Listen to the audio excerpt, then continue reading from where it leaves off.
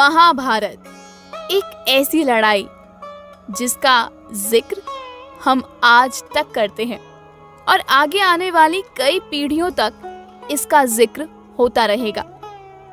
लेकिन महाभारत की कुछ ऐसी बातें भी हैं जो लोगों को यकीनन नहीं मालूम।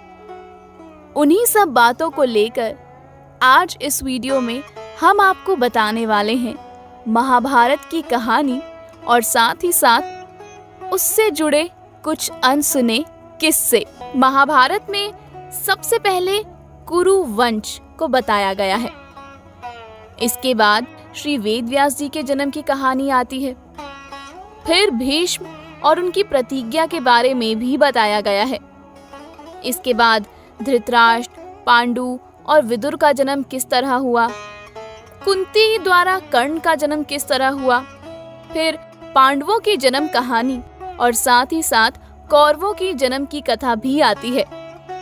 इसके बाद एकलव्य की गुरु भक्ति को भी दर्शाया गया है। कर्ण और दुर्योधन की मित्रता, द्रौपदी की जन्म की कहानी, कौरवों द्वारा पांडवों के खिलाफ षड्यंत्र, द्रौपदी का स्वयंवर और फिर किस तरह से उनका विवाह होता है। ऐसी बहुत सी कहानियां हैं महाभारत में जो हम आपको लगातार बताते जाएंगे। उसके लिए आपको ये वीडियो एंड तक देखना होगा। तो चलिए शुरू करते हैं सबसे पहले महाभारत के सबसे उम्दा किरदार की कहानी के बारे में, जो कि है पितामह भीष्म। तो इनका जन्म कैसे हुआ, आइए सुनते हैं इसकी कहानी। एक समय था जब हस्तिनापुर के महाराज हुआ करते थे प्रदीप। गंगा तट हरिद्वार में गए और बहुत वर्षों तक वहां पर पूजा पाठ जप तप करते हुए एक आसन पे वो बैठे रहे। ठीक उसी समय गंगा एक सुंदर रूप और युवती के रूप में जल से बाहर निकली और राजा प्रदीप के समक्ष जा बैठी। तब राजा ने पूछा कि तुम्हारी इच्छा क्या है। तब गंगा जी ने कहा कि मैं आपको ही चाहती हूँ, आपके प्रति मेरा अनुराग है, अतः आप मुझे स्वीकार करें। इस पर राजा प्रदीप ने कहा कि वो किसी पराई स्त्री का साथ नहीं ले सकते और अगर धर्म के विरुद्ध जाकर के वो ये प्रस्ताव स्वीकार कर भी लें तो फिर धर्म का ये विनाश उनका नाश जरूर कर डालेगा। लेकिन हाँ, एक काम हो सकता है कि तुम मेरी पुत्रवधू हो जाओ। मैं अपने पुत्र के लिए तुम्हारा हाथ जरूर ले सकता हूँ। इस पर गंगा जी ने हामी भर दी और कहा कि मैं आपके पुत्र के साथ भी बहुत खुश रहूंगी, लेकिन अपनी एक शर्त भी साथ में रखी कि वो जो कुछ भी करें वो सब राजा प्रदीप के पुत्र को स्वीकार होना चाहिए। अगर इस शर्त का वहन होगा तभी गंगा जी उस पुत्र के साथ रह पाएंगी। इसके बाद राजा प्रदीप अपनी पत्नी को साथ लेकर पुत्र के लिए तपस्या करने लगे। कुछ समय बाद महारानी ने एक पुत्र को जन्म भी दिया। शांत पिता की संतान होने से उनका नाम रखा गया शांतनु। युवा अवस्था में राजकुमार शांतनु के पिता राजा प्रदीप ने कहा कि पूर्व काल में मेरे पास एक दिव्य नारी आई थी। उसका आगमन तुम्हारे कल्याण के लिए ही हुआ था। यदि वो सुंदरी कभी तुम्हारे पास आए और तुमसे अपना पुत्र पाने की इच्छा रखती हो तो उससे कोई भी प्रश्न मत करना, जैसे कि तुम कौन हो, किसकी बेटी हो, क्या काम कर रही हो। वो जो करे उसे करने दो। यदि वो तुम्हें चाहे तो उसे अपनी पत्नी भी बना लेना। अपने बेटे शांतनु को ऐसा आदेश देकर राजा प्रदीप उसी समय उन्हें राज्य पर बिठा देते हैं, उनका राज्य अभिषेक कर देते हैं और स्वयं वन में चले जाते हैं।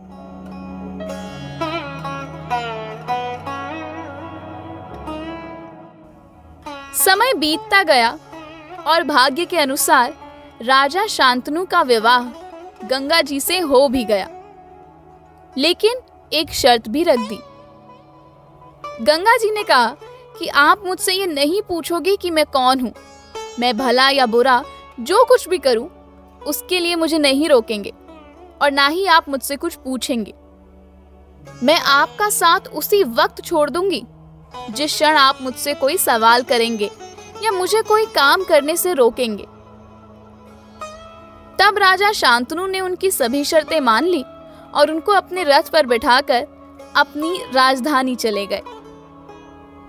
कुछ समय बाद महाराज शांतनु के जितने भी पुत्र हुए वो सब गंगा जी जल में फेंक देती और कहती कि इस प्रकार शाप से मुक्त कर रही हूं, मैं तुम्हें प्रसन्न कर रही हूं।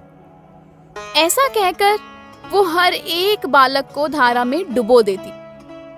अपनी पत्नी के इस व्यवहार से राजा शांतनु काफी दुखी थे। उन्हें बहुत कुछ बुरा लग रहा था, लेकिन वो कुछ भी नहीं कहते थे। उन्हें ये डर बना हुआ था कि कहीं गंगा जी उन्हें छोड़ कर ना चली जाएं। इस तरह करते करते गंगा जी ने 7 पुत्र जल में बहा दिए।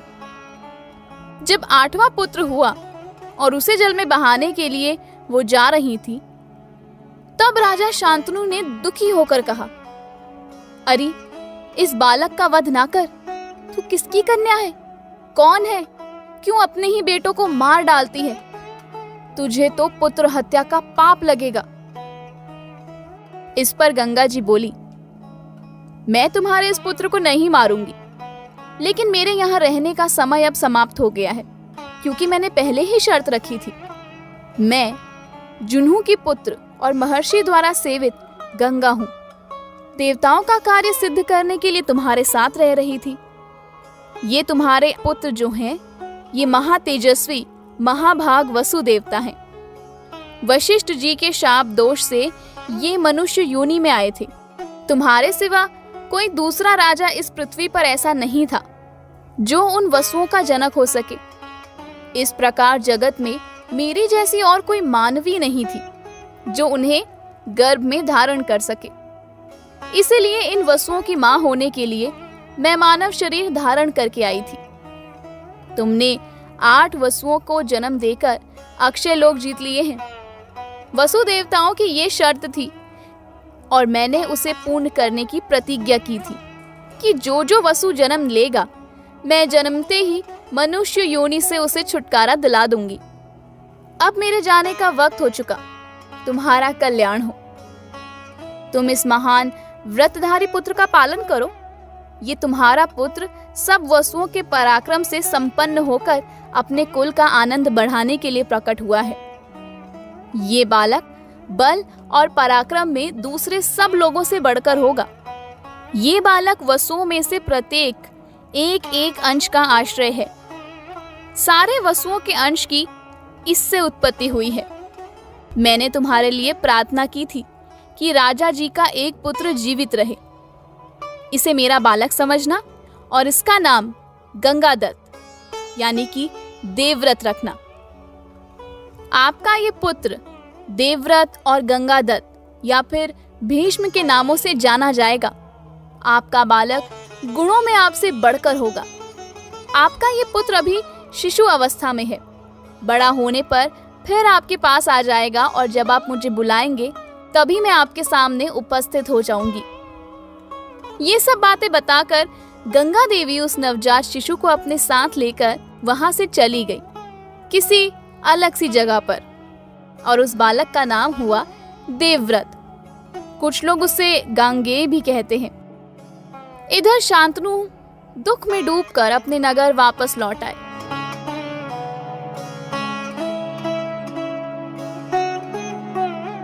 कुछ समय पश्चात राजा शांतनु एक हिरण का पीछा करते हुए भागीरथी गंगा के तट पर आए और उन्होंने देखा कि वहां तो बहुत थोड़ा सा जल रह गया है। ये देखकर उन्हें काफी चिंता हुई कि नदियों में सबसे श्रेष्ठ देव नदी आज पहले की तरह क्यों नहीं बह रही है। इसका कारण पता लगाते हुए जब आगे बढ़े तो देखा कि एक सुंदर बालक दिव्यास्त्र का अभ्यास कर रहा है और अपने तीखे बाणों से पूरी गंगा की धारा को रोक कर खड़ा है। राजा ने बालक का ये काम देखा और उन्हें बड़ा ही आश्चर्य हुआ, लेकिन वो इस बात को जान ही नहीं सके कि ये उन्हीं का पुत्र है। उस बच्चे ने अपने पिता को देखकर उन्हें अपनी माया से मोहित कर लिया और मोहित करके वहां से गायब हो गया। इस अद्भुत बात को देखकर राजा शांतनु को थोड़ा शक तो हुआ और उन्होंने गंगा से अपने पुत्र को दिखाने को कहा। तब गंगा जी परम सुंदर रूप लेकर के अपने पुत्र का दाहिना हाथ पकड़े सामने आई और दिव्य वस्त्राभूषणों से विभूषित देवव्रत को दिखाया। तब गंगा जी ने राजा शांतनु को बताया कि महाराज, पूर्व काल में आपने जिस 8वें पुत्र को प्राप्त किया था, ये वही है।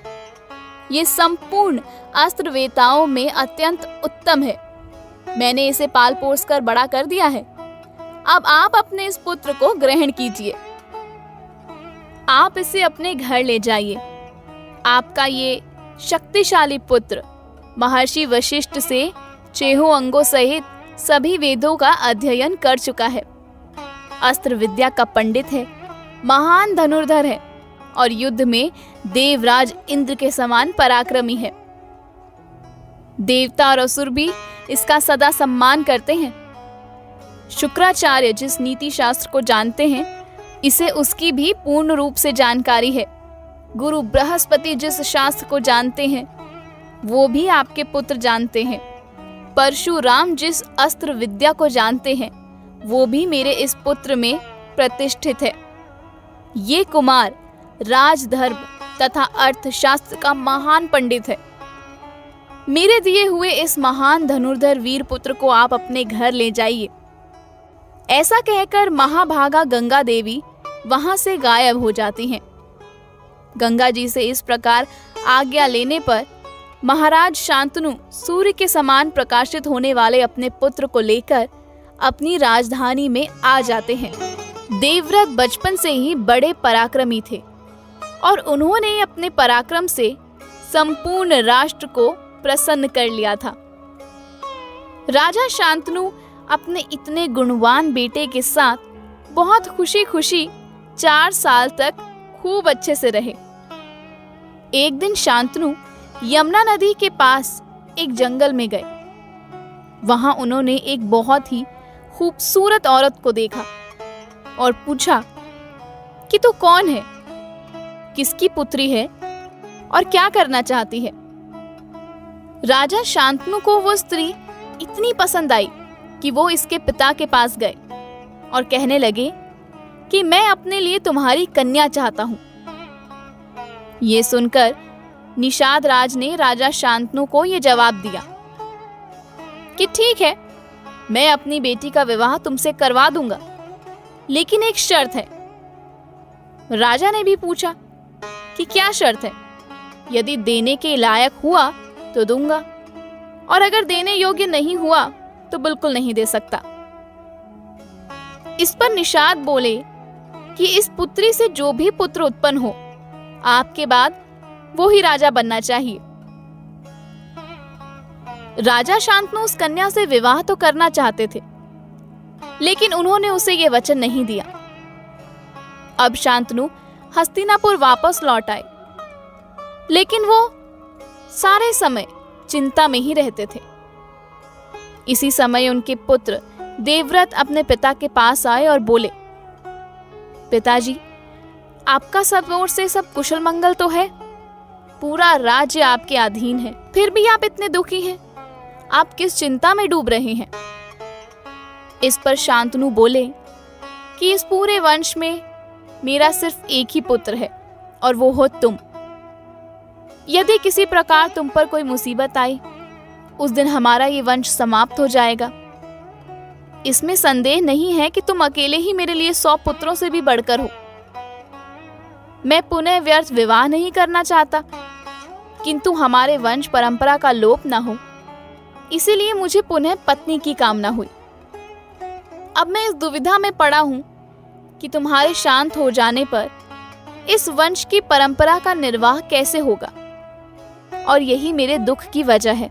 अपने पिता के दुख के कारण को जानकर देवव्रत ने काफी विचार विमर्श किया और उसी समय तुरंत अपने पिता के हितैषी बूढ़े मंत्री के पास गए और उससे पूछा कि पिता के वास्तविक शोक का कारण आखिरकार क्या है।